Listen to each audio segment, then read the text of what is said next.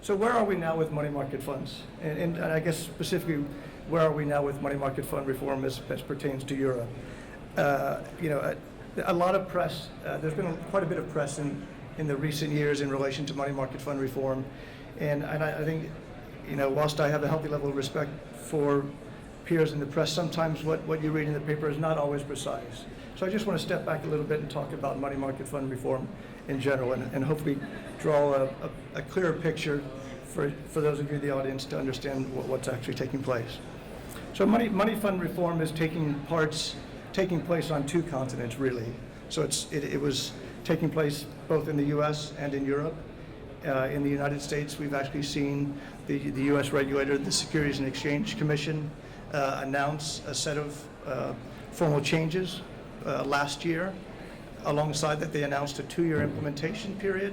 So the changes to money market fund reform, or changes to money market funds in the U.S., will come into effect in October of 2016. In the U.S., there was, the recommendations that were made essentially allowed for the maintenance of constant net asset value money funds for what they characterize as retail investors, or also investors in funds which were deemed to be government-style money market funds. So there was what we would characterize as a carve-out in the U.S. for money market funds. When it comes to the core product, what we tend to characterize as a credit-style money market fund, the United States regulator suggested that fund should be introduced or launched in a variable net asset value fund structure. So that was a decision which took place in the U.S. In Europe, the regulatory environment is, as you all well know, probably better than I do, is much more complex. There are 3 parties who are overseeing the discussions in Europe. They include the European Commission, who kicked off the discussion in September of 2013 when they introduced their proposal. The other 2 parties include the European Parliament and the European Council of Member States. So from a European perspective, those 3 parties have to come together in a methodology referred to as the trialogue to agree a final set of recommendations. And we're not quite there yet. So what's taken place thus far from a European perspective is we've seen the European Commission introduce a proposal in September of 2013, so effectively 2 years ago. Earlier this year in April, the European Parliament took its own decisions and agreed a set of proposals, and that was done in April of this year. The final leg of the 3, the European Council, has yet to formulate its own proposal. And until they do, we're still in a state of uncertainty.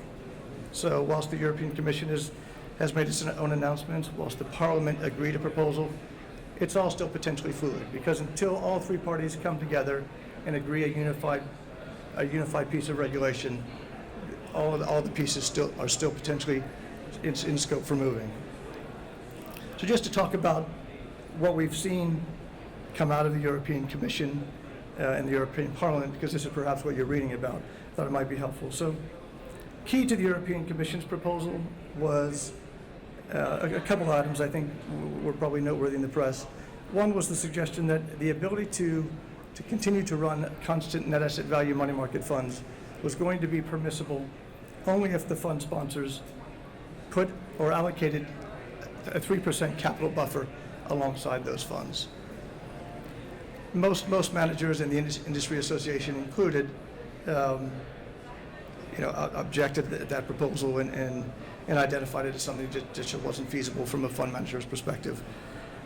Also in the European Commission's proposal was something which caught the eye, I think, of many treasurers who rely on money market funds as a source, as an investment option, and that was the prohibition on money fund managers to seek an external or a third-party rating.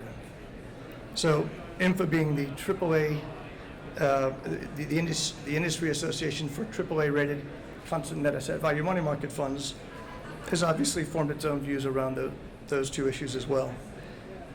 The European Parliament earlier this year agreed its set of proposals where they came up with a few options. They allowed a level of optionality for investors. Like the U.S., they identified a carve-out for what they characterized as retail funds or retail investors, and also a carve-out for government-style funds or government investors. They also suggested a willingness to allow the ongoing use of the CNAV structure, but only if certain constraints were adhered to. So they came out with an option which they characterized as a low volatility constant net asset value fund, or a low volatility VNAV fund.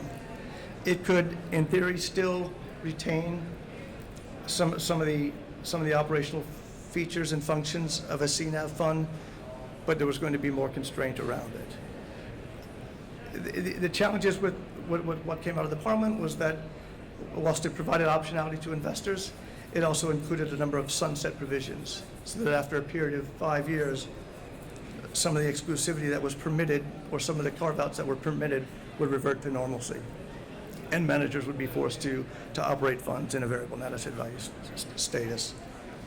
So I don't have good news in the sense that we don't have clarity on where things are headed. We're still watching the discussion which takes place in the European Commission. I think it's unclear where they're headed, but there is some hope that we'll see an outcome which allows for the continuation of the constant net asset value feature, which corporate investors have enjoyed and appreciated for many years.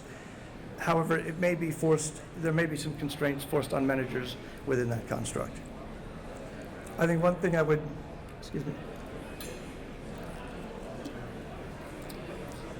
suggest is that, like the U.S., the expectation is that there will be some implementation period.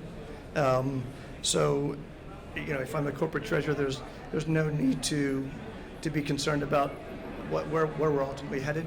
There will be a period of time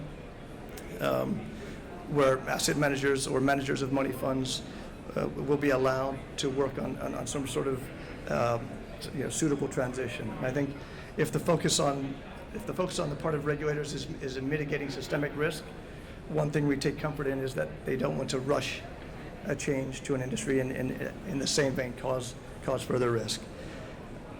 From the perspective of asset managers, and I represent one here as well, in addition to my role as a member of the industry association, our focus is on investors, and our focus is on understanding the benefits that investors have enjoyed from these products since they were introduced, and working with regulators to influence where this debate goes and the shape of the product that eventually emerges. And likewise, I think whatever the shape of the regulation, managers will be able to evolve product, which again adds value to investors. So I think that's the landscape that we're seeing with respect to the regulatory dialogue around money market funds.